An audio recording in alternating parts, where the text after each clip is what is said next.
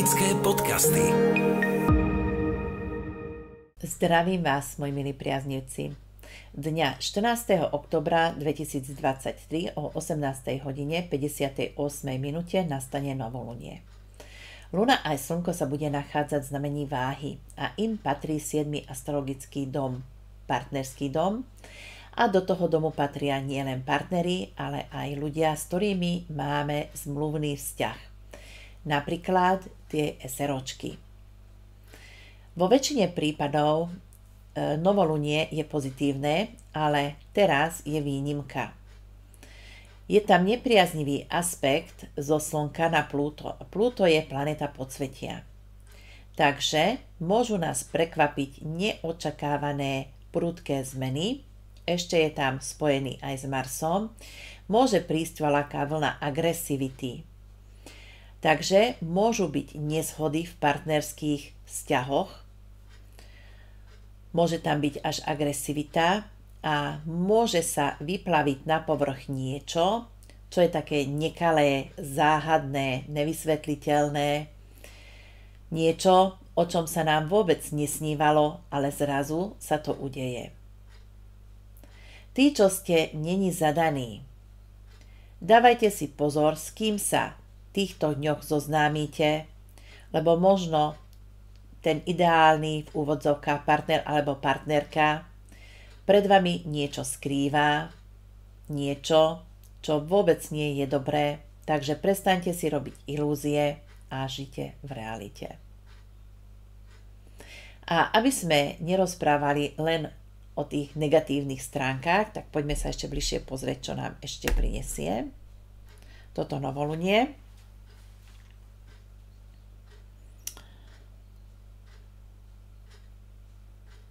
Zlepší sa naša komunikácia, čo je veľmi dôležité, takže naučíme sa lepšie, kľudnejšie komunikovať. Hlavne, že nebudeme potláčať tie emócie.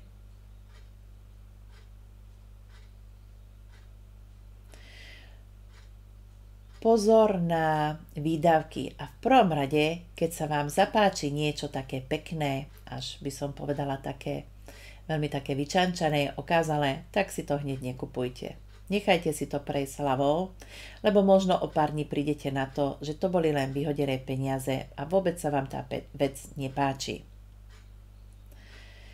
V práci sa nám dariť bude. A teraz, ak máte voľaké nové projekty, nové myšlienky, tak kľudne môžete na nich pracovať. Nemusíte to hneď ako dať do pléna, to znamená, nemusíte hneď začať s ich realizáciou, ale už môžete na tých svojich plánoch začať pracovať.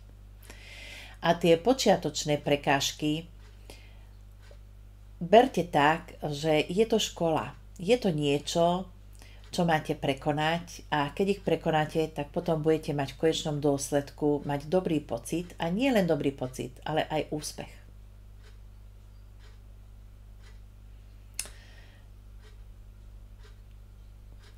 Naozaj práce, kariére, to je dobré, to sa bude dariť.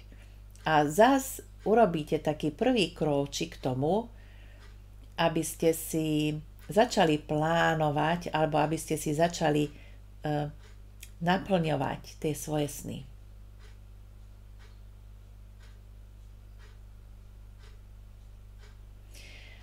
Tí z vás, ktorí majú zdravotné problémy, tak začnete rozmýšľať inak, to znamená, hľadajte tú príčinu niekde inde.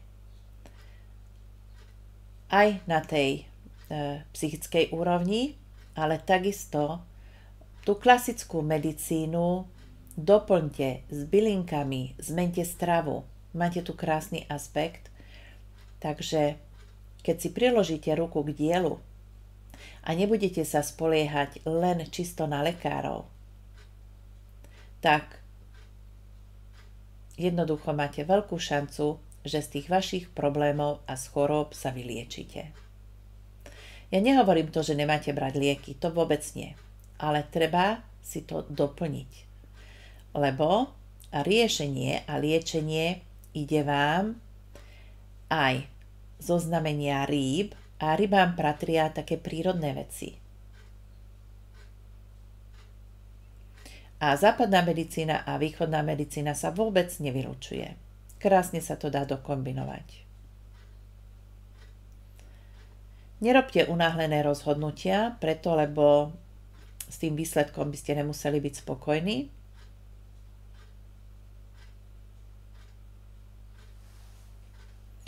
A pred problémami neutekajte. Vydržte, o pár dní bude lepšie.